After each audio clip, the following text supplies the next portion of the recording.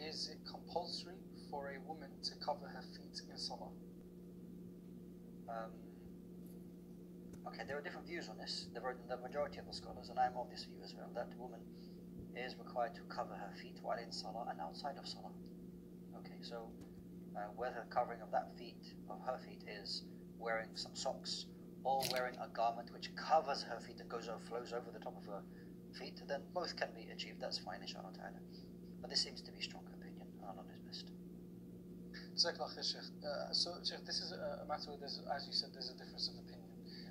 Now, is it important, Sheikh, that we kind of educate ourselves or read up a little bit on the fact, not on these particular specifically the rulings, but on the fact that there are differences of opinions? Because sometimes a Muslim may get confused, because it becomes a matter of right and wrong, whilst it's not. It's a matter of opinion and is they're all valid. So, sure. Is it good to have that perspective, Sheikh?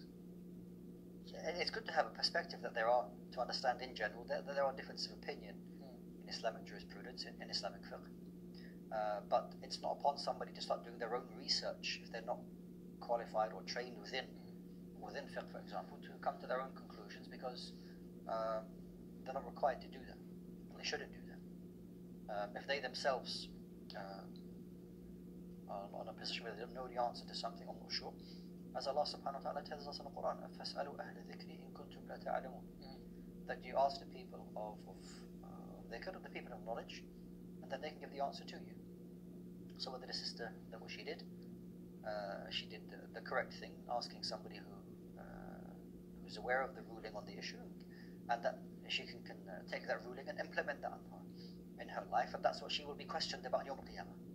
She didn't start making up her own judgments and start delving into something which she's not trained or qualified to do. She went to a person of knowledge, asked the question, and that's sufficient for her.